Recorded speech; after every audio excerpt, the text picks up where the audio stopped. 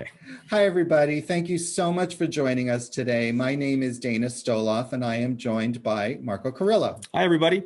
Hopefully, you have been getting our mailings. Most recently, we sent out an introduction packet, which included a letter from Mike Pappas, our CEO, as well as an overview of the luxury market for 2020. And you should have in your mailboxes, or will very soon, the first quarter luxury report for Broward County and South Florida in general. We're also going to be sending very shortly, so be on the lookout for a directory of preferred vendors that cater to markets like yours, luxury markets. So that should be in the mail shortly.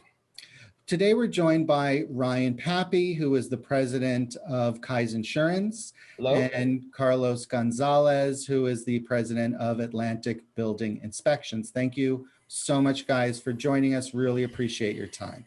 Guys, what's really prompted us to want to have a discussion with you today is we've been obviously seeing all these articles that are coming up in the mail, with 40, 50,000 insurance policies being dropped here in South Florida. And, we're concerned and we want to, see what our clients could do and to protect themselves or from what's going on. So. Ryan, why don't we start with you? If you could sort of tell us what's going on in Florida with insurance. Right. Marco, so I think that there's not necessarily need to be concerned, but there's certainly a reason to be informed, right? So the top two things that have driven to those high numbers of cancellations have been the fact that the private market has been getting hit from a financial basis year after year for the last few years. There's two things that have been the main driving points of that. First is water claims and the high cost of each one of those claims. For example, a claim that traditionally might have cost $5,000 or $10,000 would work its way to $50,000, $60,000. Those claims over the last few years have amounted to 71% of all those money going to lawyers, not to insureds, but that has really hurt the financials of each and every one of these private insurance companies and how that legal process takes place. The second thing is, after a storm, each resident in Florida has had up to, or policyholders had up to 3 years to put forth a claim. After Hurricane Irma, in the third year, there was no reduction. In so many cases, there was an increase in claim activity. So those two things have led to the private market receding, especially in South Florida, and have led to large cancellations that are indiscriminate, that are being done by almost all carriers in an effort to restructure their book to profitability so that they may once again enter the market and hopefully in a profitable way and provide the types of coverage that we're traditionally used to getting at somewhere near the prices that we're accustomed to. So Ryan, what is Florida doing? What is the state of Florida doing to try and deal with this? If there's anything they can do to deal with this? Well, there's a lot of people moving forward and trying to figure out some sort of relief. The state of Florida is one. Obviously, insurance agents and insurance industry is another. We have 15,000 clients going through this issue every day. So we've been doing the best that we can. But if you were to go look at the state, what they've done is they recently, the Senate and the House passed a reform bill to limit that you can't put a claim in for 3 years after a storm. They've reduced it to 2.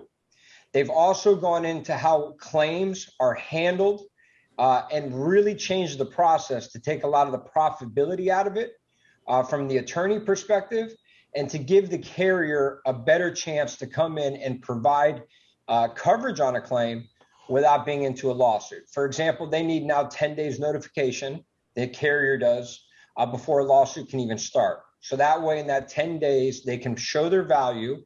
They can show the insureds that they can bring them up back to whole and not have to go the public adjuster route, which is, quite frankly, may work for the person going through it, but doesn't work for the neighbors around them. Oh, that's interesting. Yeah. Nobody likes to pay high premiums, no matter who you are. Nobody likes to pay high premiums to an insurance company.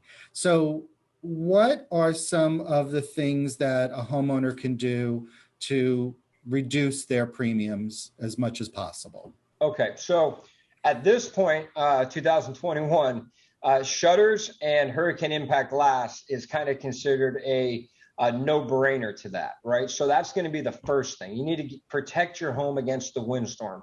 Shutters are a really reasonable, cost-effective way to do it, which you can see the difference in 1 year's premium if you make that investment. The hurricane impact glass is a little more aesthetic, a little bit more expensive, but also a good way to receive credits. You receive credits the same for shutters and for the glass. You need to make sure that includes the front door and the garage door. The second is making sure that your roof is Florida Building Code, which essentially is any roof after 2003. And those are the two main characteristics that really drive down the price. There's a few other things that you can do once you've, because those mitigate against the hurricanes and give you discounts. There's a few other things you can do from a coverage perspective that might reduce, but that's for each individual based on their risk tolerance. And do you have the same credit whether you have windows, door? I mean, does the credit increase the more of these options you include in your home? Well, yes. So as it goes to the openings, all the doors, all the windows, garage door, everything has to be covered. That's going to get you one credit. Then you'll get additional credits for the roof, for the construction type of your roof, based on the roof to wall attachments, which Carlos can speak to in a minute. Those will actually give you further credits, and those will protect you, give you discounts on your policy. Okay, and just before we move on to Carlos, I have a quick question also. The home values have just been the prices have just been going through the roof. Right. Can you tell me, should people sort of reevaluate their insurance, make sure that they're properly covered? That's a great question. A lot of the increase in the home values have been because of the price of the land. Not necessarily because the price traditionally, I want to get all over myself here, but it's usually based on the price of the land. So you may have a significant increase in price and it doesn't really change the cost to rebuild the home that much. So that's a separate concept because you're insuring the cost to rebuild that home. However, in this economy, this current moment, the cost to build has gotten significantly higher. Now that will play out over a longer period as it comes to the insurance. But that's something to absolutely keep in mind. But the insurance companies themselves, they increase based on that cost of construction on your policy, and it's traditionally included in your renewal. There's in the private market and with Citizens, there's a cap on how much that increase can be annually. But if you do feel that you're undercovered, you can always go and you can increase that if you feel the need.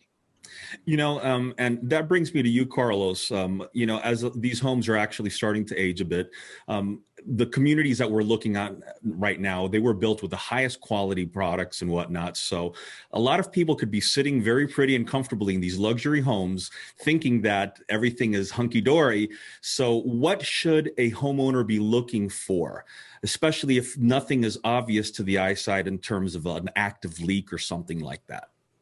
Well, first, Marco, Dana, thanks for having me. I really appreciate it. Marco, to answer your question, most people should be, especially if the home is already 25 years and getting older, most people should really be having an inspection at least once a year to make sure, because let's face facts, right? Most people don't walk on their roofs. Most people don't crawl through their attics during a rainstorm to see if it's leaking. Most people figure out that the roof is leaking when water starts dripping into the home, which is obviously a little bit too late for that. So, preventative measures are the way to go. I would bring out an inspector once a year to get on the roof, inspect the roof, go through the attic, make sure everything looks good. That's what they should be looking for. Typically, the first sign of a leak is on the first layer of tile by the eaves around the house. So taking a walk around your house and looking at the eaves and seeing if you see anything going on is another thing that you can do yourself without having to hire somebody to come in and do that. Yeah. I can't tell you how many times I've had a home inspection where the homeowner was so confident of the how secure their home was, and were in shock when I got the inspection report back because they don't go into the attic. It's too hot up there, and a lot of times that's where you start noticing it. So thank you, Carlos. I appreciate that. Now, talking a little bit about roofs, we have not so much asphalt shingle in these communities, but we have a lot of tile roofs. We have metal roofs. Where does the life expectancy fall on average? That's a great question. Now, I strongly urge people not to go on Google and look it up because they're going to get the national numbers. And we're in the Sun Belt. So we have a different set of numbers that apply really to our area. Within that, I would say that if you're talking concrete, if it's a full barrel tile, you're looking 25 to 30 years. That's a good average. If you're looking at a flat concrete tile, it's more like 15 to 20 years, so it's less. Metal roofs, there are metal roofs, and then there are metal roofs. I've seen metal roofs go 40, 50 years. 30, 35 years is about probably average, just to give you an idea on those roofing materials in our area. Excellent. Thank you so much for that information. So again, it sounds like we really should know or be proactive, homeowners should, as to what the condition of their home is. So I really appreciate the time you've shared with us today. And do you have any other questions, Dana? Or? No, thank you so much. I really appreciate the time, gentlemen. I know you're very busy. We have your contact information below if anybody out there would like some more information, or please feel free to give us a call as well. Have a great day, and we look forward to speaking with you. Thank you.